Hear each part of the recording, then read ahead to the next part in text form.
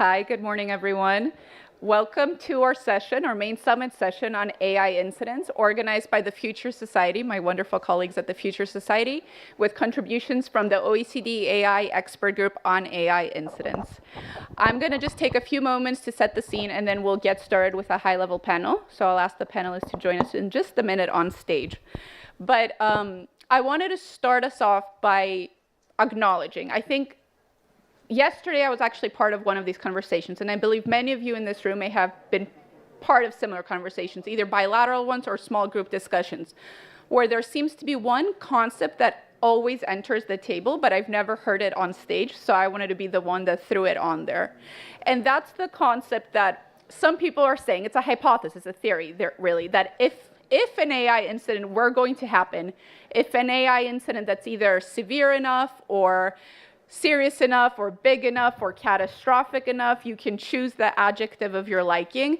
But if there was some AI incident that were going to happen, that would serve as a wake-up call for governments, really for decision makers, to take AI risk seriously and to start doing something about it.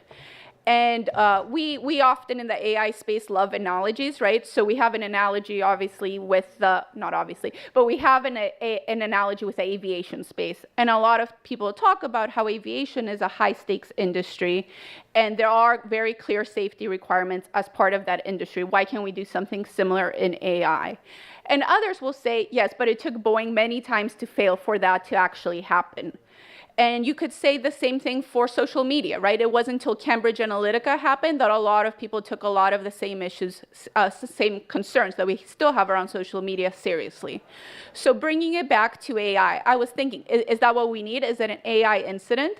But then I started looking at the numbers and the evidence, and well, I don't want to be the one that breaks it to you guys, but AI incidents are happening, right? There's a lot of facts around that. We see AI incidents, they're increasing in scale, they're increasing in severity, they're increasing in frequency, right? Just in the last couple of years, we've seen AI-enabled cyber attacks on critical infrastructure. We've seen manipulative systems really harming individuals, especially vulnerable groups of our society, like children. And there's even been claims from some, right, that some models are demonstrating deceptive behavior, refusing to shut down. So AI incidents, as I said before, are happening. What I don't think is what we need is another AI incident. What we need is to build cross-border infrastructure to actually prevent these AI incidents, to be able to classify them and really analyze alarming patterns, to be able to share incidents when it makes sense to do so across jurisdictions, and to be able to learn from those AI incidents. So before I wrap up, we actually, about 2 months ago at the Future Society, held a pre-summit event called the Athens Roundtable. And as part of this event, one of the conversations that we had there was around serious incident prevention and preparedness. And so I wanted to just kick us off with some of the takeaways of at least how I understood the takeaways from that dialogue and what were some of the common themes. The first one is around inadequate detection. So a lot of people were mentioning that right now our incident monitoring platforms that we do have rely on capturing incidents actually using AI. So we scrape mostly media stories to understand what has gone wrong. And that's it's not a perfect solution. It's a solution towards, or at least there's something. But I do think we need more systematic approaches to get there. There are many jurisdictions that are starting to create reporting requirements. There's notably the EU AI Act. In California, where I'm based, there's the SB 43. But those are still at very early stages, and it's to be seen what happens when it comes to enforcement, right? And from a cross-border perspective, we're also thinking there's so many different definitions of AI incidents within those. Again, serious incidents, critically safe incidents, you call it what it is, that there's an issue definitely arising around interpretability. Then the second topic is really one that relates to accountability. When we think about AI incidents, one would question, okay, who is responsible for this aid? And because the value chain is so complex, it's so global, it's very hard to assign responsibility. At least we haven't figured out how to build that liability regime yet.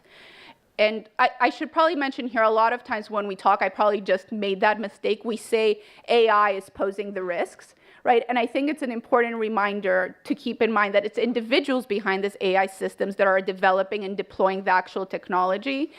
And it's individuals that are enabling, I guess, the system to happen without having adequate checks and balances or without creating new incentive structures. And the third point after accountability that comes up is around preparedness. I think that's a buzzword that we keep on hearing over and over, at least in many conversations that I've been part of in the past year, when we're thinking about response capacity specifically to incidents. And I think this is a space that we just need to do a lot more, have a lot more coordination and progress on. So obviously, if you add to all these elements the cross-border layer, knowing that AI is really realized, as I said before, in a global supply chain, and everything is so interconnected, it's very easy to see how much we need cross-border incident infrastructure. So I'm going to pose some questions and then invite the panelists and our moderator, my colleague Kaio, to join us on stage. And I'll pose the questions, and hopefully the panelists can give some answers to those questions.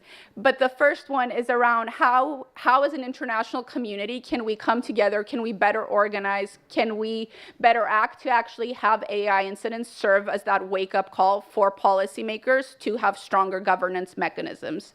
And then related to that, what are the actual technical and policy components needed for this incident infrastructure? Is that there's already some shared reporting taxonomies. How do we scale those taxonomies?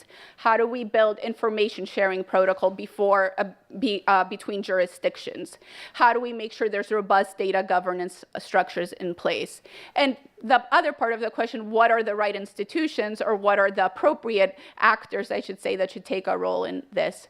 The last question I want to leave with is, how do you link AI incidents to red lines? There's a lot of work that the Future Society does on that, and we often think, how do incidents serve as those early warning signals that tell us when we're reaching a certain risk threshold, at least, or a dangerous territory? So how do we make that connection and feedback loop?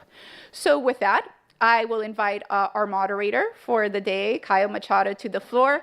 He will be moderating what we have in panel really full of AI experts when we come to AI incidents. So please, let's give a round of applause and let's get started.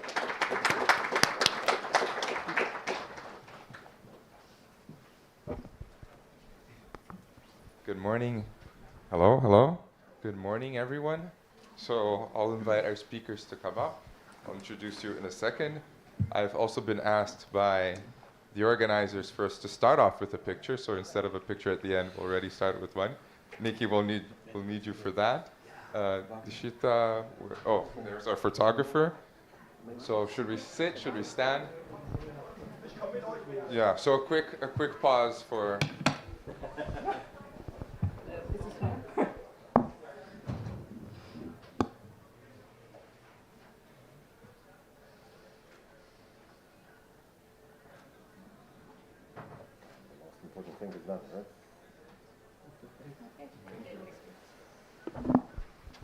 We've got the picture. We can go now.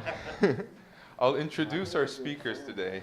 So I'll be very brief, and if there are any points from your experiences that you would like to bring up during your speech, please do so. So I'll start with Elham Tabasi, who's Director of AI and Emerging Technology Initiative and Senior Fellow at the Brookings Institution and former Chief AI Advisor at US NIST. Followed by Ms. Akiko Murakami, who's the Executive Director of the Japan AI Safety Institute. Followed by my fellow Brazilian, Hugo Valadares, who is from the Ministry of Science and Technology. He is the Director of the Department of Science and Technology and Digital Innovation.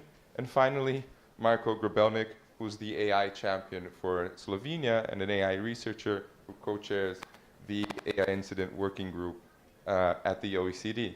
So good morning to you. It's very nice to have you. Thank you once again, coming all the way to India for us to discuss. I'll start with Marko at the other end. Of guard, absolutely. Let's go. So you have been working a lot with the OECD Incident Group and really advancing the discussions around definitions and working to establish this cooperation across multiple nationalities. And I'm interested from your global vantage point, what are the gaps we have in developing incident monitoring right now? Well, obviously, the major gap is sensing the incidents, right? So at the moment, we have just mainstream news, more or less, right? Not even social media, because social media got locked, right, a few years ago. So we have mainstream media, so which means that we detect pretty much everything what kind of spills over, which is significant enough so that it's newsworthy, as journalists would say, right? Which mostly it's okay, right? Mostly it's okay, but it's not systematic, right? So this is one major gap, right, on the sensing part. Now, there are gaps along the whole pipeline, right? I would say, so at the moment we collect this data, we organize it, we structure it, we classify it, so we have all these nice OECD schemas, and you can search across this and so on. We can count this, so we get statistics and so on. All fine, but you know what Nikki was mentioning before, right? The feedback loop, right, is missing, right? So the feedback loop back to the policymakers. At the moment, policymakers can, okay, see the incidents, but then use pretty much imagination what to do, right? So one extension, what we are working on at OECD right now is how to provide a little bit more proactive recommendations, mitigations, policies ahead of time, right? So a little bit of this landscape around particular incidents so that policymakers would at least get ideas, right? Maybe slightly out-of-box ideas, what to do, how to do, and so on. You know, policymakers are slow. Okay, fine. That's why, let's say, we would speed up. So these, I would say, two major gaps, right? So sensing. Now we have mainstream media, social media. I'm not sure if would be useful anyway.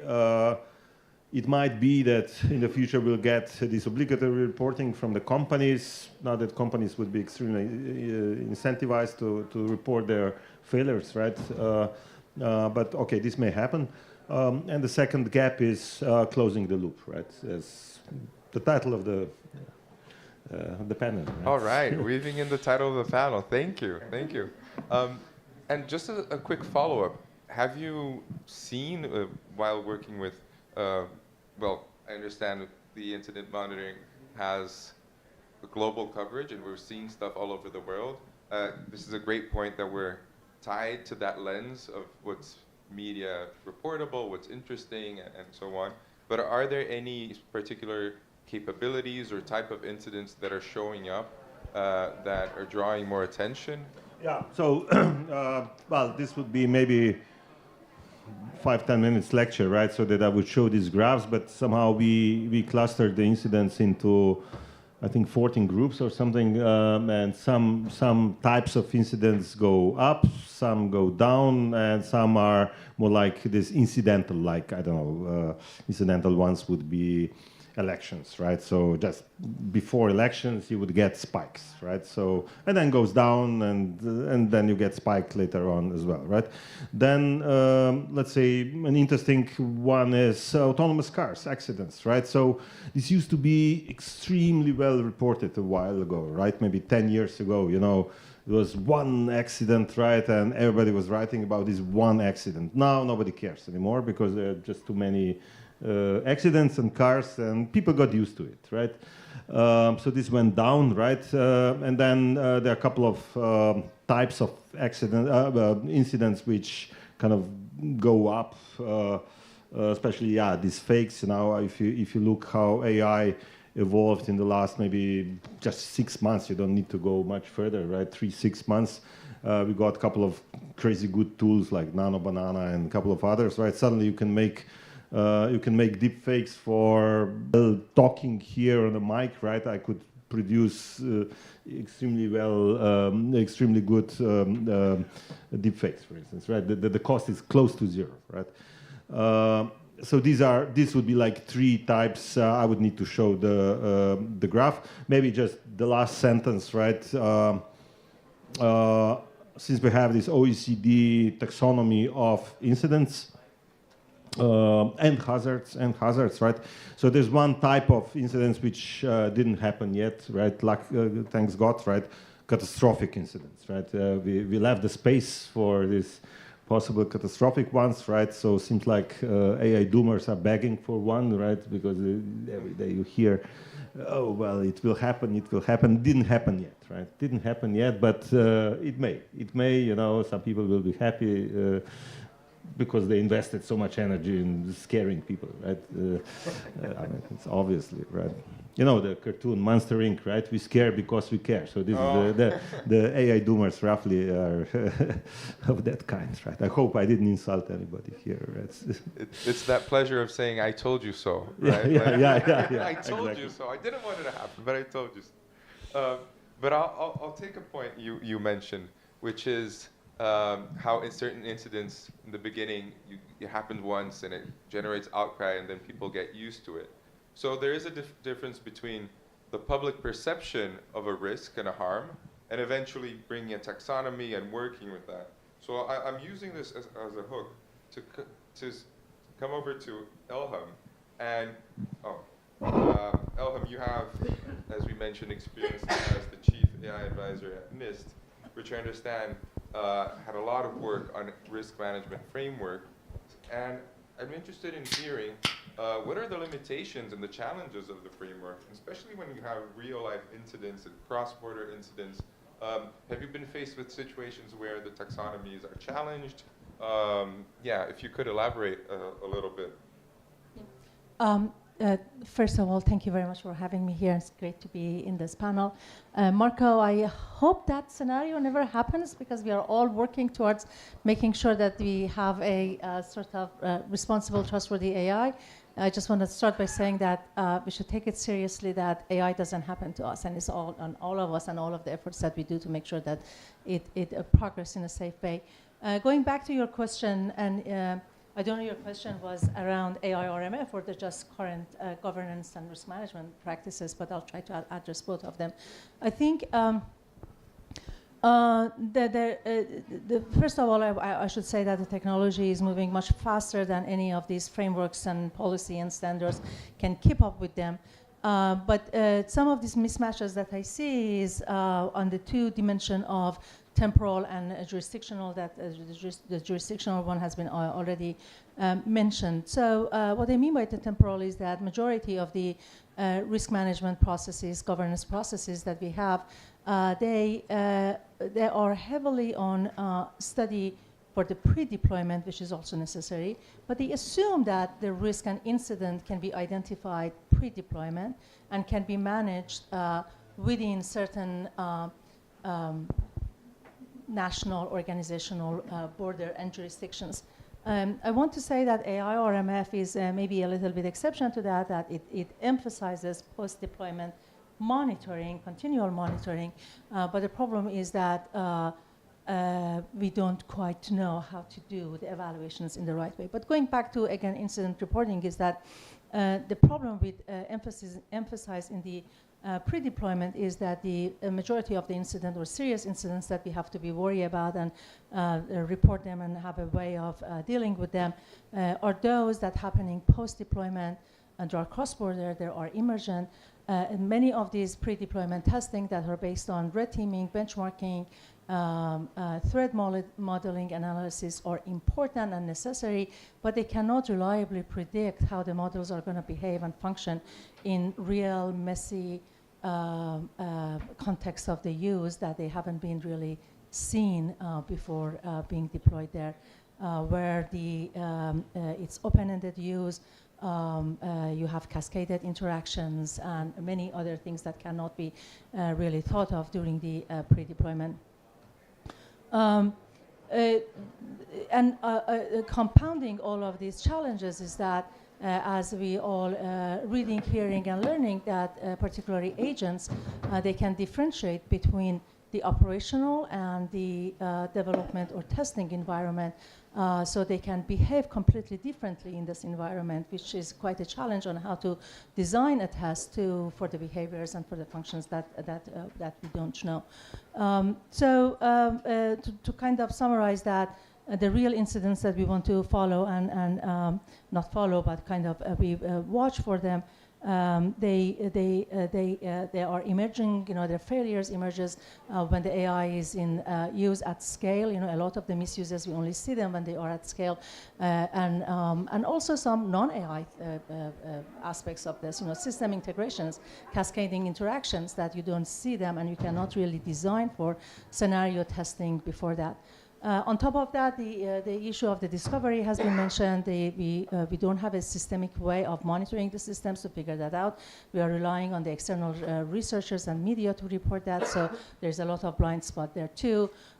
Then there is this cross-jurisdiction problem that AI systems can be trained in one jurisdiction, hosted, used, deployed in other jurisdictions, and so the visibility to what happens across the different stages of the AI lifecycle may not be readily available for anybody to look at that. So it causes some challenges there. The issue of the when incident happens, then the structural weaknesses start showing up, like as it was mentioned, not having a shared taxonomy and definitions for the reporting, not having a uniform threshold for where an incident should be reported across the different jurisdictions. So I think all of them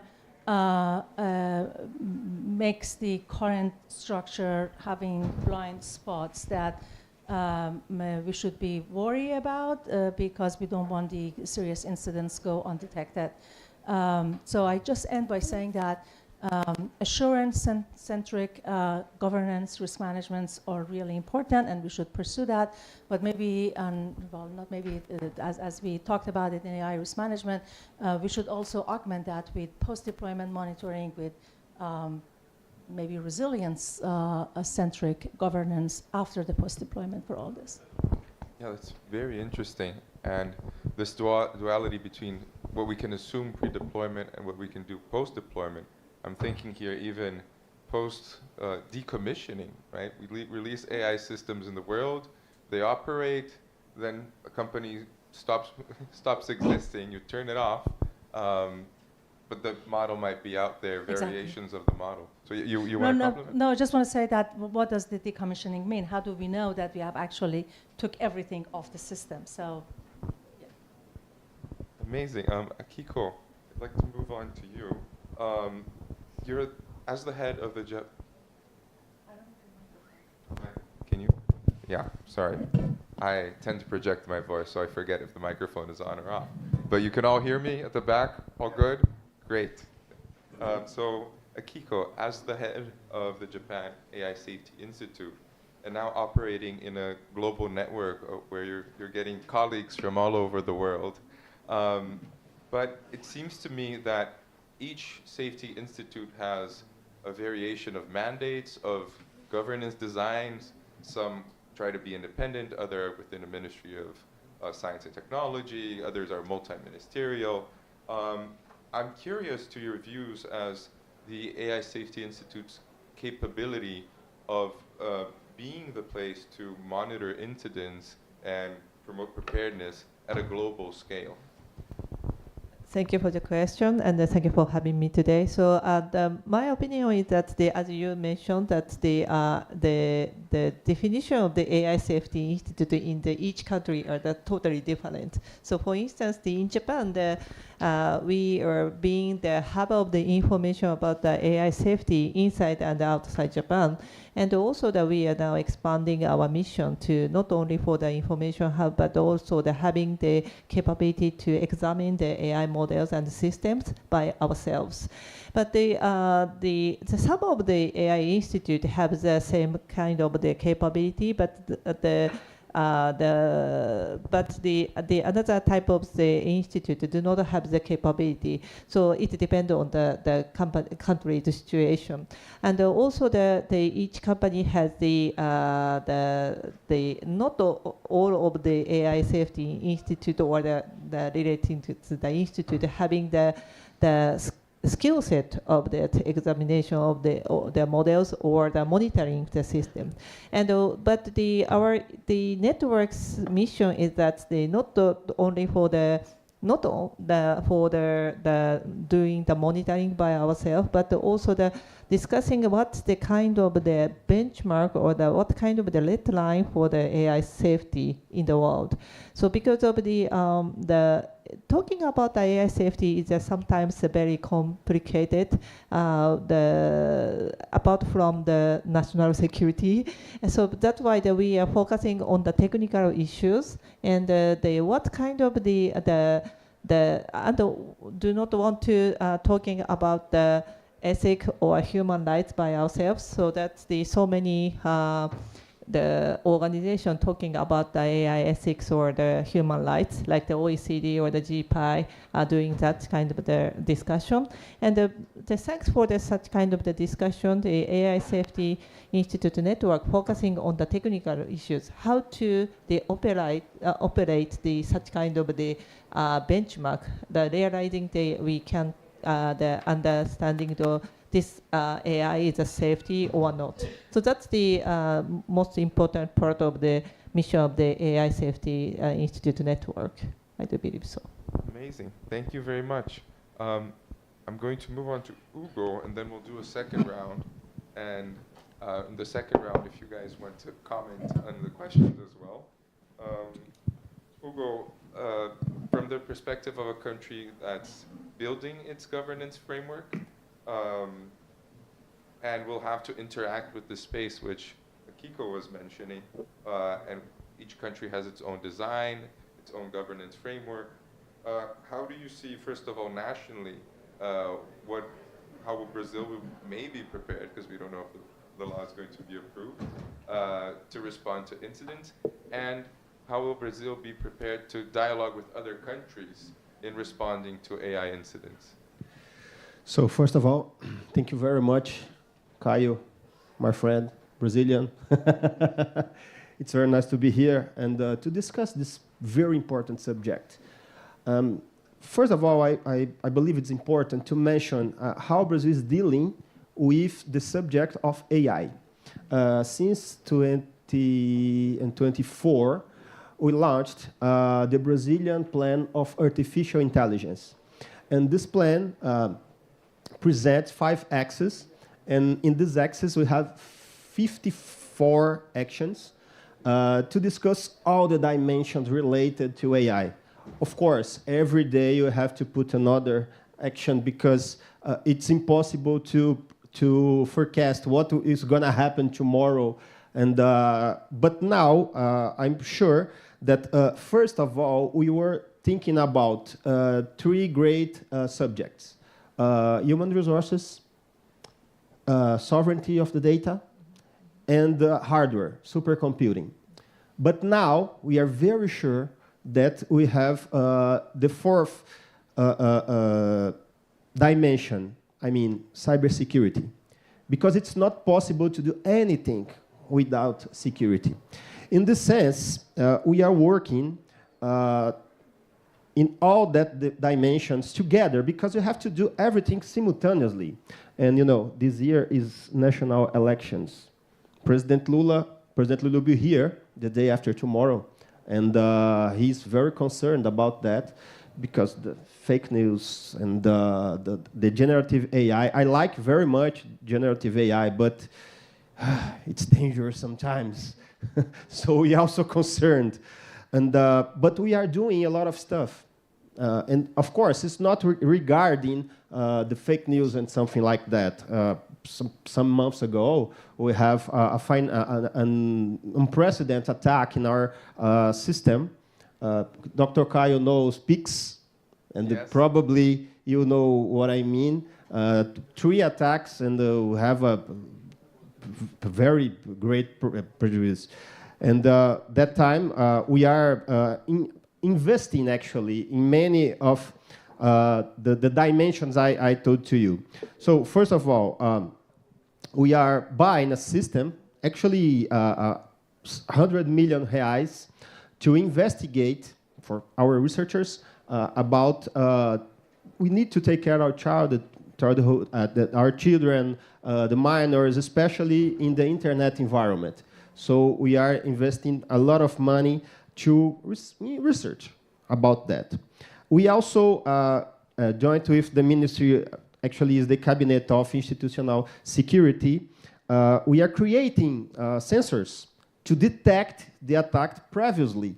And this is a very big project we are doing with the colleagues, with some colleagues for Spain. And usually the attacks we not prevent, but we act after they happen. So we are trying to create a system to solve this kind of problem before. And but the main subject here, in our opinion, is international cooperation. We have to do everything together. It's not possible to a country to do everything by themselves, itself. So what's the main gap, in my opinion? Not in my opinion, Brazilian opinion, the government opinion. The political process, the bureaucracy is very slow compared to the technology speed.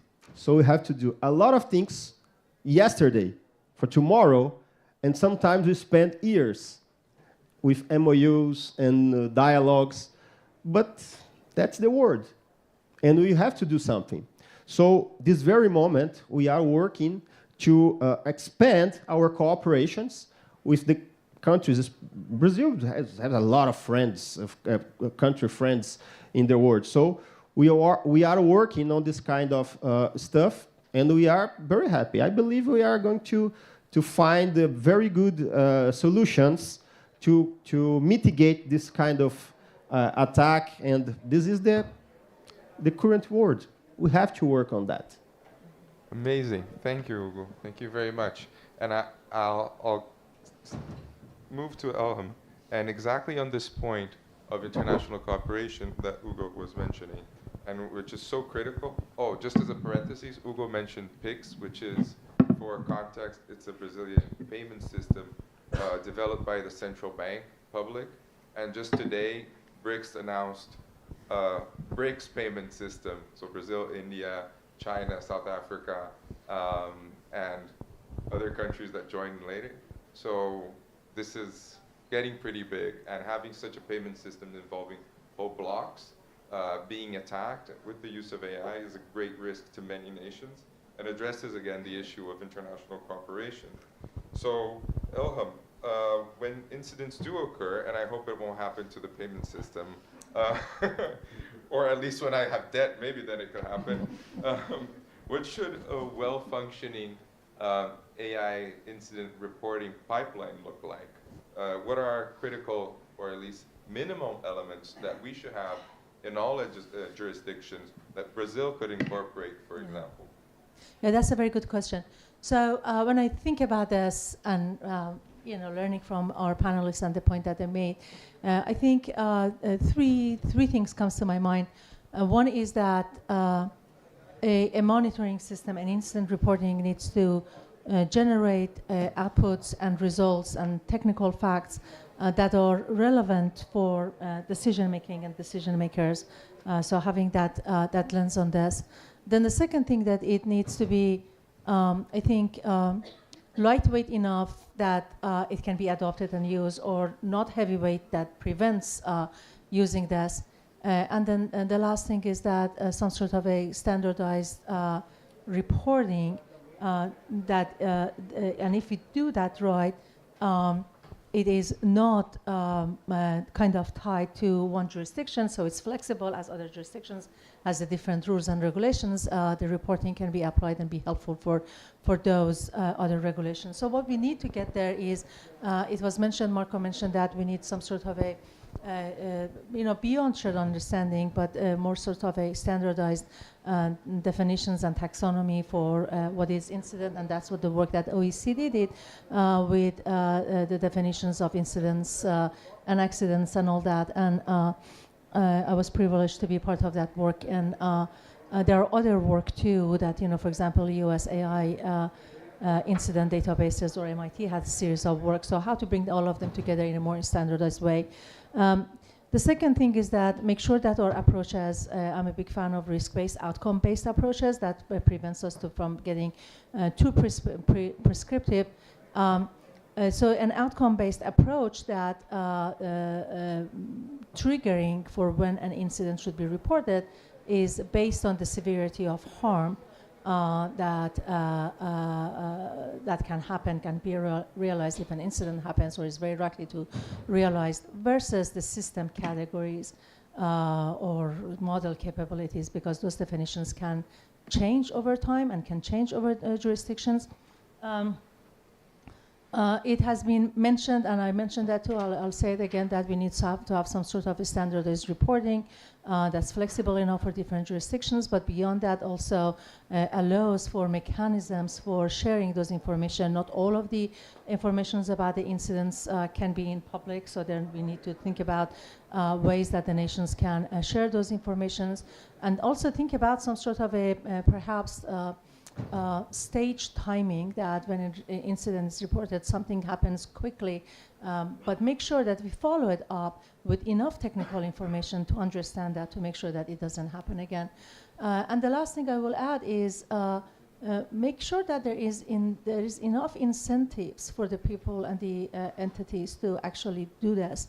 There is usually they compare AI incidents with cybersecurity incident reporting that is, that has have a lot of benefits, but I think there's also some sort of a subtle differences that when there is a cybersecurity incident reporting, it's often at the same time or very quickly followed by a patch, so they can take the credit for solving it. With AI, it's a lot more difficult. You just report that something gone wrong, and there's a lot of reputations and other things to worry about. So how to find the right incentives so that they report that and don't cut corners in reporting that. Thank you very much. Marco, I want to loop you in this conversation as well, because I think you'll have thoughts on what sort of information we should be sharing when it comes to cross-jurisdictional coordination. What would be the bare minimum, again, that we'd need to think of thresholds to respond, threshold to trigger international cooperation, what should companies disclose, to what parties? Do you have any take on that? Yeah, it's a complicated question, right? Because it's a lot of consensus which needs to be, or many parties which need to be aligned. If you go cross jurisdiction, cross country, cross culture, if you want, even cross technology, cross business, right? So there are many crosses here, right? Now, there are several sub-questions which you asked. Well, what would be useful in terms of level of details, right? Level of details would be, so we would need to know why the accident happens. So at the moment, we don't have causality, any notion of causality in this incident detection, analysis, reporting, and then feedback loop, right? So the concept of causality needs to be brought in, and then this would allow actually the policy feedback loop. This is where what I mentioned at the end of my first intervention, right? So causality, right? Then next thing, which it's extremely important. So AI, as we knew like 2 years ago, or 1 year ago, or today, or the AI which we'll experience in 1 year from now, these are different AIs, right? Similar, but fairly different. These days, I don't know, we have this, we are getting there to have this complex agentic structures, right? this is so much different compared to, you know, some small poor LLM where you drop in a little bit of text and you get in response something, and maybe, yeah, it was insulting, but then people were saying, oh, this is really ugly and so on. Now we have no clue anymore where things happen, right? Where things happen, why they happen, and so on. So it's getting way more complicated. What Elham was mentioning, the real-time aspect is also, right? So mitigation too late is better not even to mitigate, right? Almost. Reaction time, right? This is an important one. So sharing, yeah. So there's one important element, right? So these AI products, generally they are coming from companies, right? These companies usually would like to keep the secret, right?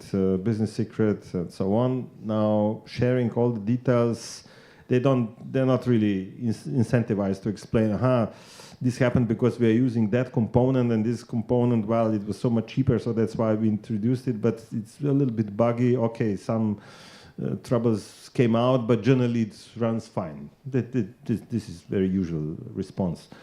How to convince them? Yeah, maybe by policymakers and so on, but unclear. Certainly incentives are not there at the moment. And just to conclude, right, so cross-culture, cross-country, cross-jurisdictional, there's no AI which would run, hardly any AI which runs in a single country. Okay, maybe US, China, a little bit different, but generally AI runs all over, right? So, and why? Because it's, well, everybody's developing this, either agents or something else, or because clouds are everywhere, tons of things, right? How to share? Unclear. I mean, of course, it's very easy to talk about this, but in a practical implementation setting, I'm not sure if this will be implemented in an easy way in the foreseeable future. Likely not. Maybe we will get some samples, but systematically, you know, likely not. Currently, this OECD AI monitor, right, AIM, as we call it, you can go to oecd.ai/incidents, right? So this is the portal. So per day we have few tens of incidents, right, of different kinds, and across all the languages, cultures, and so on. Of course, mostly on the Western side of the world, but.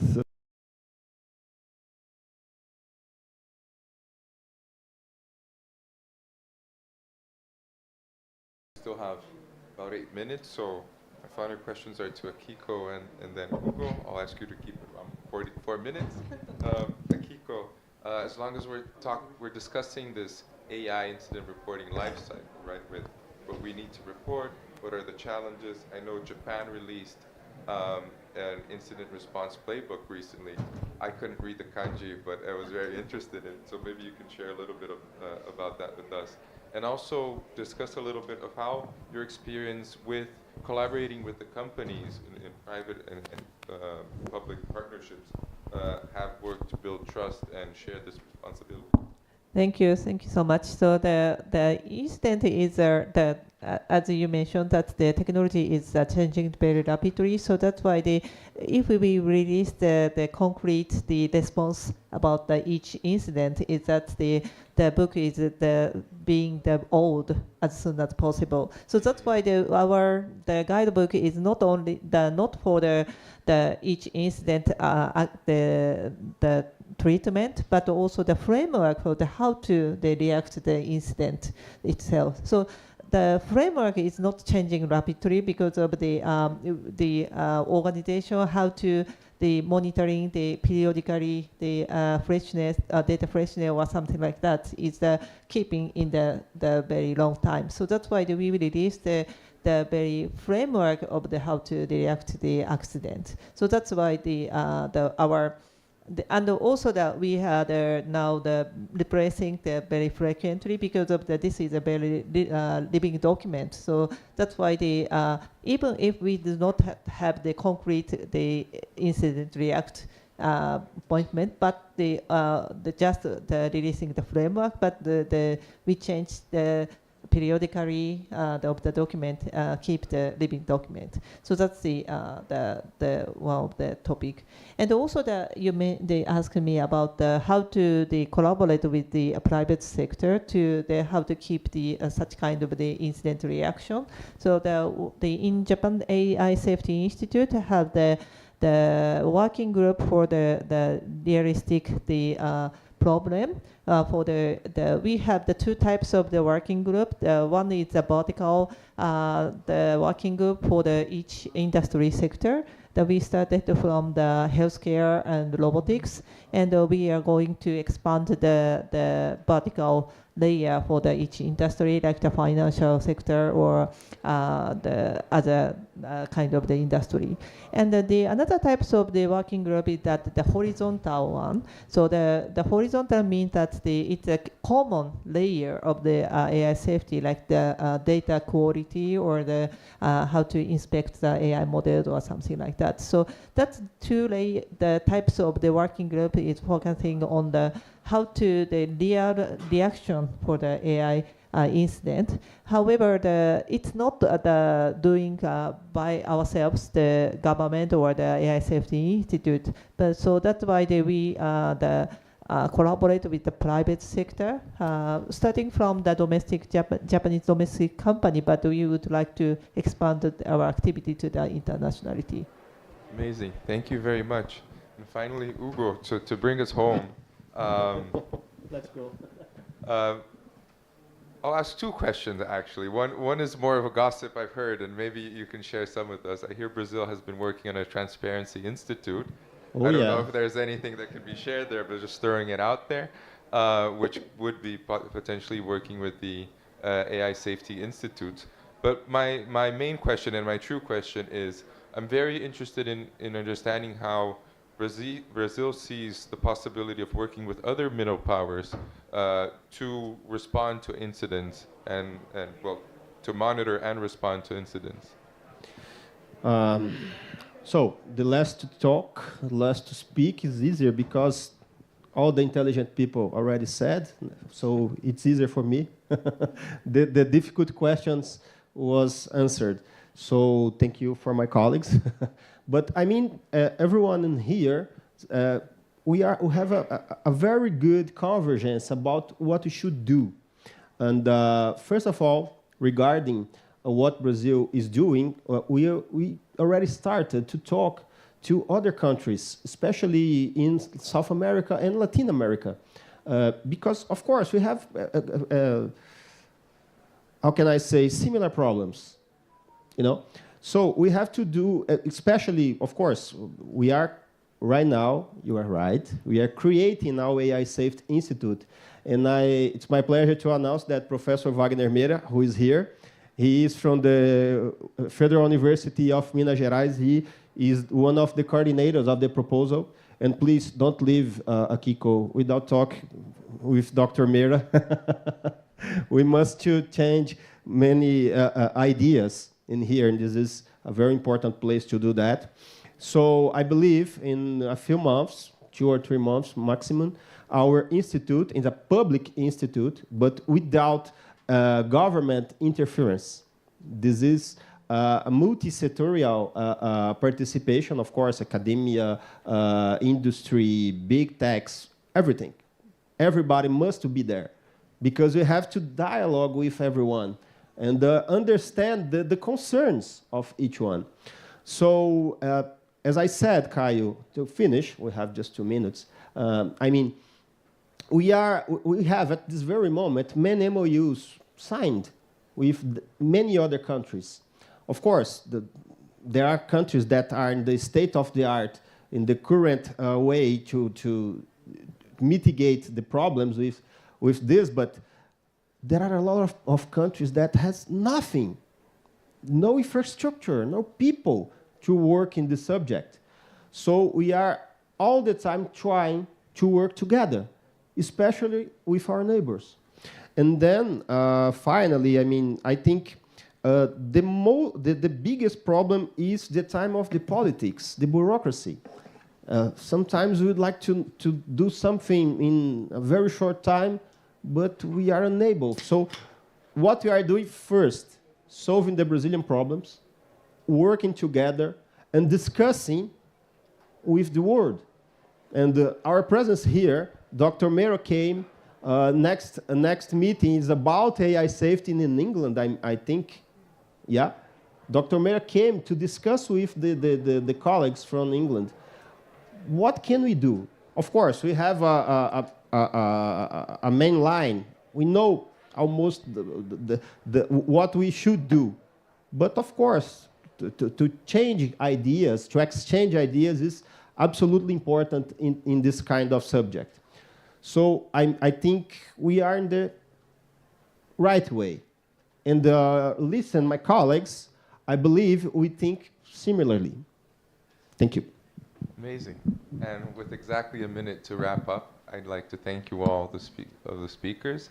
We managed to, what's the lay of the land? What can we detect right now with instruments such as the incident monitoring at the OECD? What are the challenges in terms of what information do we need to acquire? What are the biases of the information we have? And we discussed the whole life cycle of incident monitoring. What are the pipelines? What are the thresholds we should have? What are the next steps? And bringing this infrastructure to beyond countries that have already established AI safety institutes, but to other nations who will also are already dealing with AI, and the full response incident response monitoring preparedness will only happen once we have buy-in from everyone in a shared infrastructure. Otherwise, our problems are just going to go forum shopping. They're going to skip around, and they're going to persist. And exactly at 0, I thank you all for attending. Big round of applause. It's not a big stuff.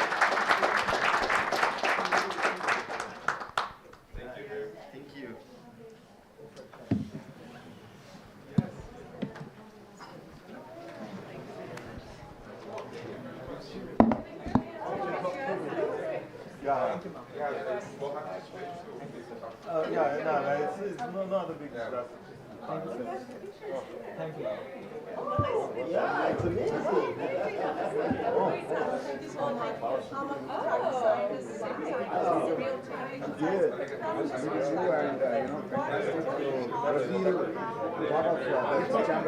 you very much.